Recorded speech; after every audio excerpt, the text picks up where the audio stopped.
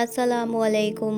किसी भी दीन को नहीं मानने वाले एथियस्ट इनका मानना है कि इंसान का पैदा होना और ख़त्म होना एक इत्तेफाक है, जैसे दुनिया के अंदर जानवर और पौधे और कायनात की चीज़ कर रही है। बल्कि कितने गैर मुसलमान भी हमेशा एक सवाल को हथियार के तौर पे मुसलमानों को गुमराह करने के लिए करते रहते हैं कि इस कायनात को पैदा करने से पहले जब ये कायनात में कुछ नहीं था तब अल्लाह ताला क्या कर रहे थे।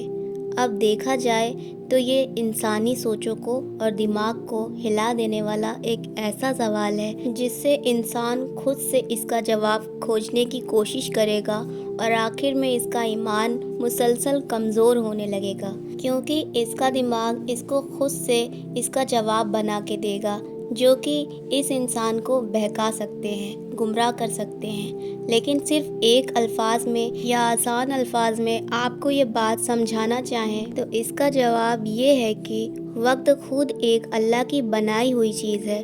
वक्त को खुद अल्लाह ने पैदा किया है, बिल्कुल ऐसे ही जैसे अल्लाह ने मौत को पैदा किया है। इसलिए अल्लाह ताला की पैदा करता तख्लीक उसकी मखलूक है और वो अपने पैदा करने वाले के हुक्म के ताबे है, क्योंकि खालिक कभी अपनी मखलूक का गुलाम नहीं हो सकता। इसके अलावा टाइम को समझने के लिए हमें सबसे पहले इसके नेचर को समझना होगा। हमारी दुनिया में दिखने के अंदर तो यही लगता है कि टाइम हर एक के लिए, यानी दुनिया के अंदर हर इंसान के लिए, पूरी कायनात के लिए जैसे एक जैसा गुजर रहा है। लेकिन आज की साइंस ये कहती है कि ऐसा नहीं है, ये दो लोगों के लिए बिल्कुल अलग तरह से काम करता है। मिसाल के तौर पे आप एक सफ़र पे जाने का सोच लेते हैं और वहाँ तक पहुँचने में आपको 1 घंटे का टाइम लगता है, लेकिन अगर आप इसी सफ़र को साइकिल पे बैठ के करें तो आपको 30 मिनट लगेंगे। इसी सफ़र को दुनिया की तेज़ रफ्तार गाड़ी से किया जाए तो टाइम आपके लिए कम हो जाएगा, यानी कि आप ये सफ़र काफ़ी जल्दी कर लेंगे।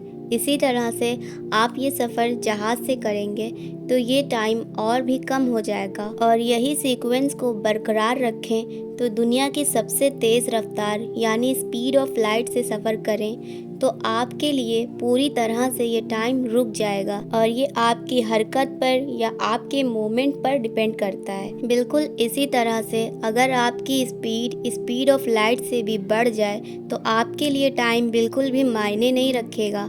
यानी इसका मतलब ये है कि अगर आप अपने आप को टाइम से आज़ाद करना चाहते हैं तो आपको स्पीड ऑफ लाइट से भी ज़्यादा हरकत करनी पड़ेगी। इतनी तेज़ हरकत करना इंसानों की बस की बात नहीं है, लेकिन अल्लाह की ज़ात इस पे कादिर है, क्योंकि यही वो ज़ात है जिस पे टाइम अप्लाई नहीं होता। इस ज़ात के लिए ना तो टाइम मौजूद है, ना ही इसके लिए टाइम गुज़र रहा है।